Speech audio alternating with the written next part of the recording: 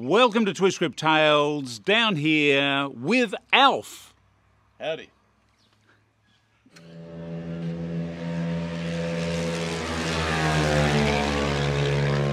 Phillip Island Racetrack. We've had practice day today. Alf, why are we down here at Phillip Island with the Brap, world's fastest Brap? Well, Bruce, it's like this. See this little motor here? We built it to go fast. And we were just testing it at Phillip Island because it's the only legal place to do it. And plus, it's a lot of fun riding on the Phillip Island circuit. It is, because this year, the Australian Salt Week for world's fastest motorcycles and cars was washed out. Terrible shame. So the alternative is to bring it to Phillip Island. Phillip Island's got some beautiful long straights where we can open Little Jack all the way and find out how fast we go. But, you know, the thing is, we found out that it's already breaking the Australian land speed record, and we haven't even streamlined. It's amazing. So let's just go through, let everyone know, what have we done to get the bike to where it is at the moment? So this is Little Jack. This is essentially a standard, it's an unboard motor, it's standard capacity. What is the standard capacity of this motor, Bruce? It's almost 250 cc's. We haven't bored this out, but we've done a few things. We'll start talking about the motor. Okay, well, it's got a hot cam, it's got 2 extra mils of lift and longer duration, isn't that right, Bruce? The other motor's got 2 mils of lift. This one's actually got the standard lift, but longer duration. Okay. So this has got the little cam, it's got a hot cam, but not the big cam. It's got the little cam in it, which is very appropriate. But we have shaved the barrel to lift the compression ratio. Okay, so the compression ratio is more than 10. 10.2, yes. 10.2 to 1, that's pretty decent. It runs on avgas, but we only run it on 98 octane. 98 octane. And in order to assist that, we've got a large carburetor, very large. We've got a Kean carburetor, 32 mil carburetor. No, it's 34 mil, isn't it, this one? This one's 32. Oh, We've got 32 mil. We can put a 34 on it, but at the moment, this is a 32. And we've got a Michael B exhaust system, which doesn't have a catalytic converter. It's designed to go fast on the track. All I know is that it goes fast, actually. It goes fast. And we have added down here an air fuel meter gauge. Yeah, for tuning purposes, so we know what the air-fuel ratio is to maximise horsepower at various RPM. Is that right, Bruce? Yes. So that's been a huge advantage to helping us tune the bike. And you can see that we've added some racing numbers here. This weekend we are with... We're 99. Thank you, Aaron, for painting these signs. Yes, thank you, Aaron. It's a lovely shade of green. Great green. And we are 99 and 99A for Alf. I'm Alf. I'm A for Alf. Yep. So we're doing that. So other modifications that we've done to the bike, we've got the little fairing. This is a little 250, 350 Ducati fairing at the front. You can see that? Yep. In order to put the number on it. We've got an air fuel meter on the top. And we've got the tachometer mounted, which is running off the ignition system. We do have a Michael B ignition system in here, which doesn't have a rev limit. And we dynoed, if you go back on YouTube, you'll see that we dynoed this motor in stock standard condition. Catalytic converter in the exhaust, 24 mil carburetor, and the standard ignition. And that produced... pathetic. Well, it's an around town commuter. It's a pizza delivery bike. I know, but how many pizzas can you deliver?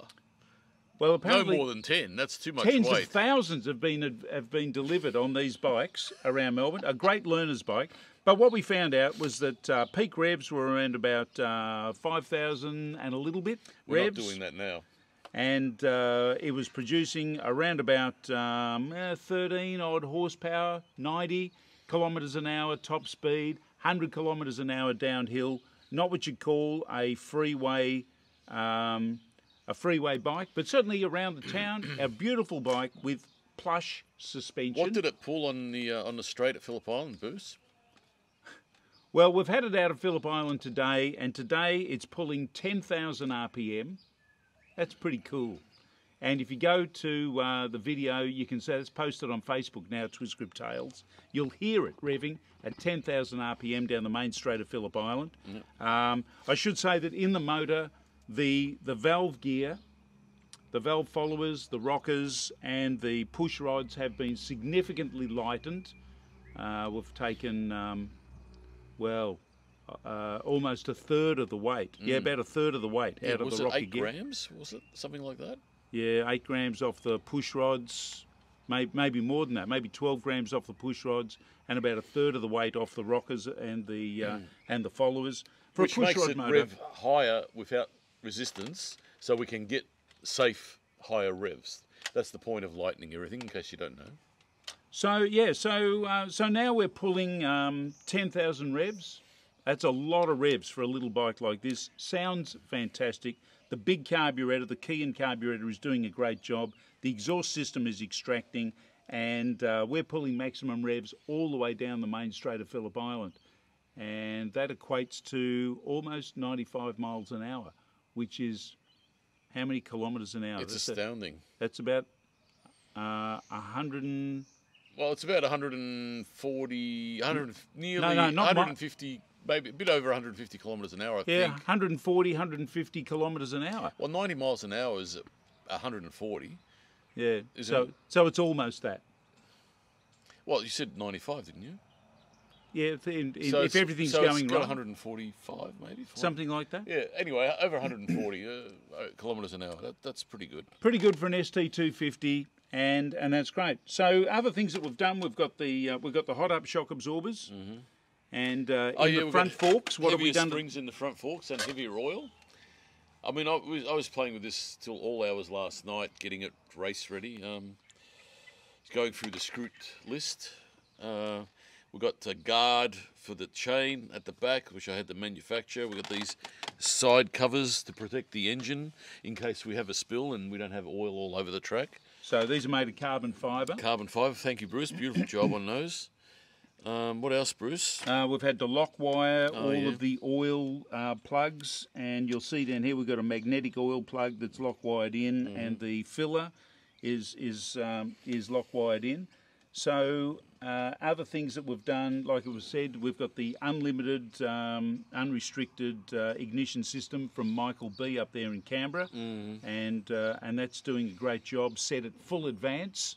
So this is producing now maximum power at 7,200, 7,300 RPM. That's true horsepower, because Rex told us that his dyno was true. Yep, that's right. So we've gone to one of the best guys in the business, and Rex is one of them. He races he prepares the fastest Honda 4 races in Australia. And this motor's based on a Honda motor. Yeah, that's right. The CG 125 series. This is in 250cc configuration. And so we've got good suspension. We've got the good oil in the front. We've got the Moto 3 suspension. I don't know how we fluked the suspension setup. It's just perfect. It just handled so nicely. The tyres... Oh, that's right. We put the heavier duty bush in the rear swing. Yeah, we'll put... because what we found, while the bike is really nice to ride around town with the rubber bushings for the swing arm, what we found is that as we got well up, that the actual rubber in the swing arm would actually move just a little bit. Which wasn't disconcerting so much as... But once you got over 120 kilometres an hour, you did get this... It got a bit of a weave up. A bit of a weave up, and it felt light in the steering, which was not very confidence boosting. So you wouldn't want to be doing that around Phillip Island. So what we did was I machined up some solid bushes to put in the swing arm, and that has solved that problem. And going around corners now, it's like a freight train on rails. Yeah, it really is beautiful. Very smooth, very predictable, very neutral. And so on the track with the Midas tyres, which are very sticky tyres, it is just so confidence building. It just sits so beautifully on the track. It's very confidence inspiring. The bike is running a lot faster than I can ride at the moment. We've got practice day tomorrow. Yeah, practice. I get to learn the track tomorrow during practice.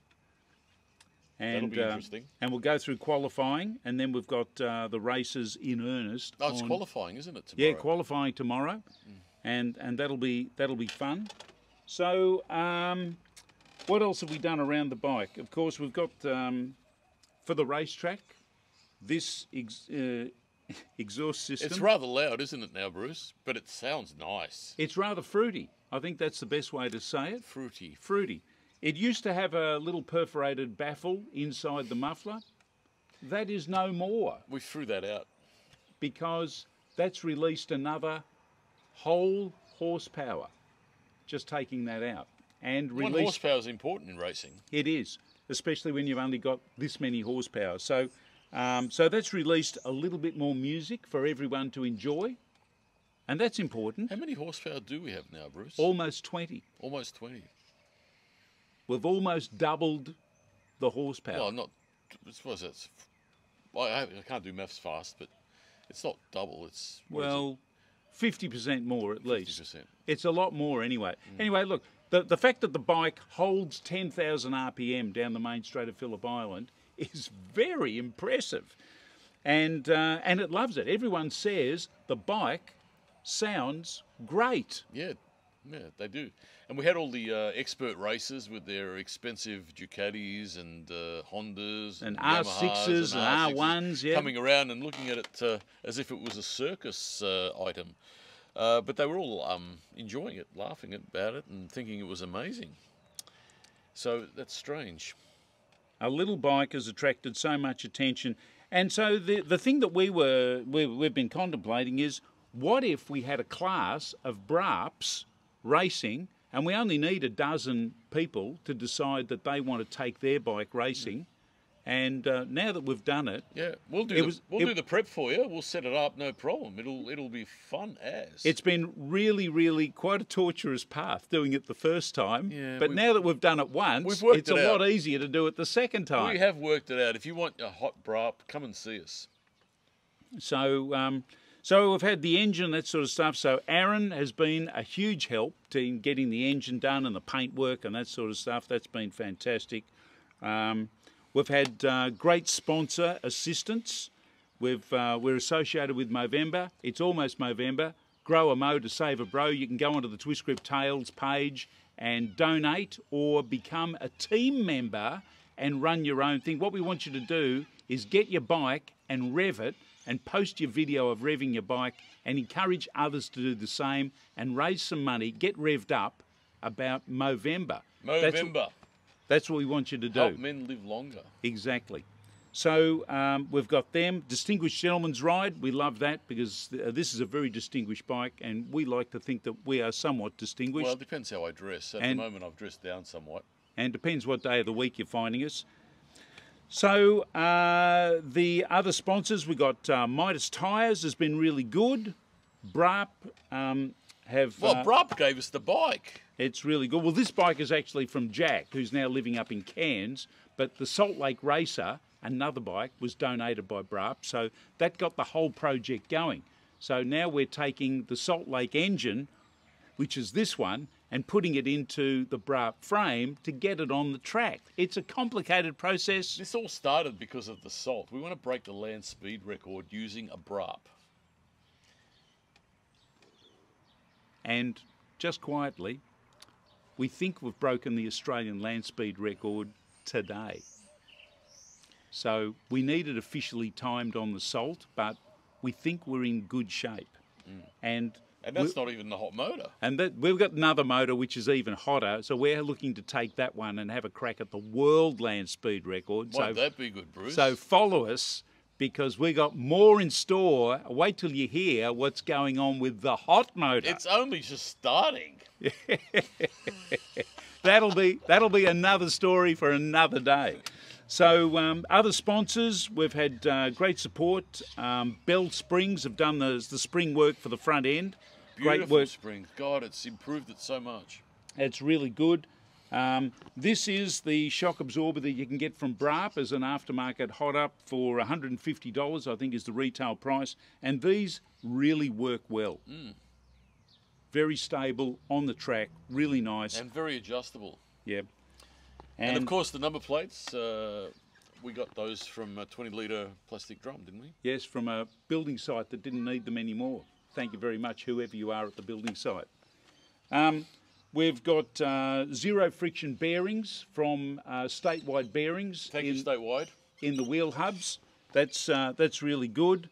And who else is sponsoring us as well?